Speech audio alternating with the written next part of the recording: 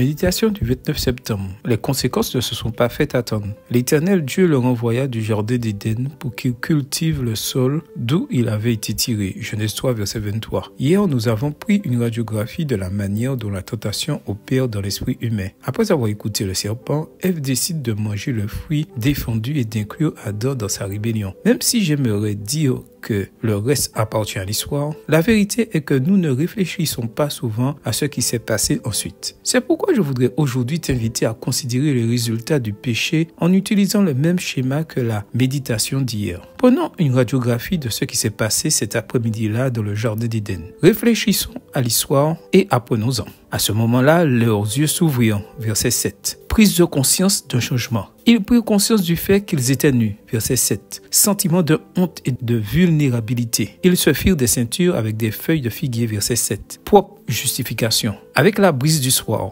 Verset 8. Reporter la recherche de Dieu. L'homme et sa femme allèrent se cacher. Verset 8. J'ai eu peur. Verset 10. Relation fracturée avec Dieu. Peur. C'est la femme que tu as mise auprès de moi. Verset 12. Le serpent m'a induite en erreur. Blâmer les autres et Dieu pour nos erreurs. Je rendrai tes grossesses pénibles. Verset 16. Le sol sera maudit à cause de toi. Verset 17. Tu retourneras à la poussière. Verset 19. Effet de péché sur les personnes, les relations, la nature et la vie. L'histoire de la chute de nos premiers parents contient deux grandes leçons. Premièrement, nos actions entraînent des conséquences, dont certaines sont immédiatement ressenties, tandis que d'autres sont ressenties à long terme. Deuxièmement, bien qu'Adam et Ève aient commis une grave erreur, Dieu leur a offert le pardon et la grâce. Il a rapidement résolu le problème de la nudité en leur confectionnant des vêtements de peau pour les habiller. Genèse 3, verset 21. Et a également offert une solution à long terme au problème du péché. Voir Genèse 3, verset 15. Paul avait raison lorsqu'il écrivait que là où le péché s'est amplifié, la grâce a surabondé. Romains 5, verset 20.